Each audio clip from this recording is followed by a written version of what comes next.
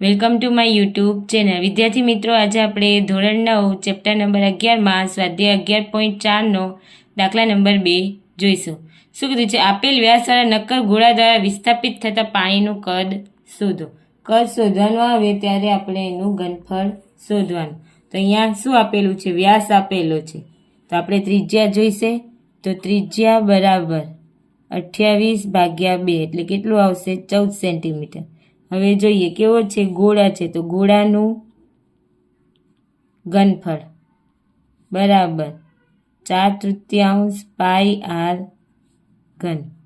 4/3 પાઈની કિંમત 22/7, 14 ગુણ્યા 14 ગુણ્યા 14, 7 દુ 14 થાય. હવે 4 દુ 8, 14 ગુણ્યા 14 196 થાય. 4 દુ 8 22, 14નો વર્ગ 196 ભાગ્યા 3. તો કરીએ આપણે 22 ગુણ્યા 8 એટલે 8 દુ 16, વધી 1 8 દુ 16 ને 1 17, 176 ગુણ્યા 196. ચલો કેટલા નીચે છે? 3 છે, તો પેલા 2 શૂન્ય અને એની નીચે 1 શૂન્ય. 6 7 અને 1. એવી રીતે 9 6 54, વધી 5, 9 7 63, 63 ને 5 68 થાય. 64 65 66 68, વધી 6, 9 1 9 ને 5 15, સોરી 9 ને 6 15 થાય.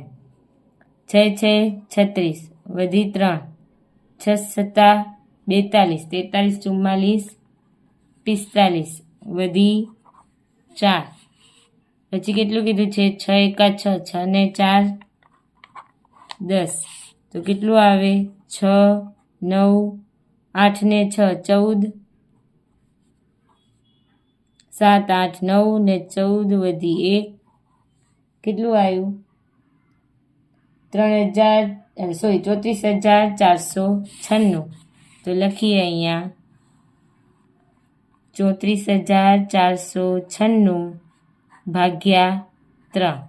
તો ચલો આને ભાગ્યા 3 કરીએ. 3 એકા 3 0, 4 ઉતાર્યા. 3 એકા 3 1, 4 ઉતાર્યા. 3 ચોક 12 2, 9 ઉતાર્યા. 3 અઠ્ઠા 3 નવા 27, 28 29 2, 3 અઠ્ઠા 24, 2 શેષ વધી. કેટલો જવાબ આવ્યો? જો અહીંયા 3 1 1 4 9 8. તો લખીએ 1 1 4 9 8 અને શેષ કેટલી વધી? 2. તો એ ક્યાં લખવાની? અહીંયા.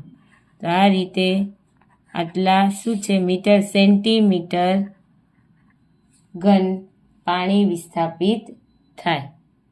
ચલો હવે આમાં જ દાખલા નંબર 2 જોઈએ. વ્યાસ આપેલો છે એટલે પેલી તો ત્રિજ્યા શોધવી પડશે. ત્રિજ્યા બરાબર વ્યાસ ભાગ્યા 2. તો પોઈન્ટ કાઢીશું તો 100 ગુણ્યા 2 એટલે આર બરાબર કેટલું થશે? 21/200. કેટલા થશે? 21/200.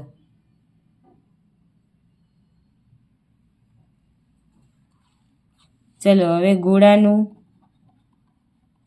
ઘનફળ બરાબર 4/3 પાઈ આર ઘન. 4/3 પાઈ 22/7. આર કેટલું છે? 21/100 ગુણ્યા 2.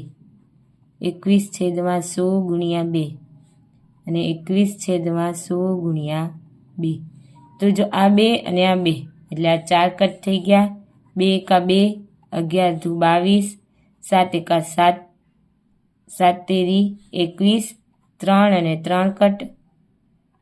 શું બચ્યું? 21 ગુણ્યા 21 એટલે 441 ગુણ્યા 11, 1 2 3 4 5 અને 6. 1 2 3 4 5 અને 6.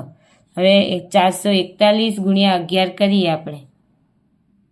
તો 11 એકા 11, વધી 1, 11 ચોક 44 ને 1 45, વધી 4, 11 ચોક 44 ને 4 48,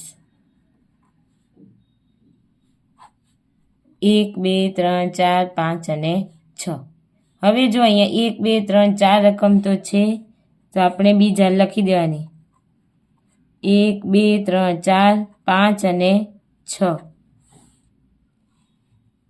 મીટરનો ઘન જવાબ 0.00485 મીટરનો ઘન પાણી સમાવી શકાય. આ એક છે હો, અહીંયા હતું ને એક, એટલું પાણી સમાવી શકાય.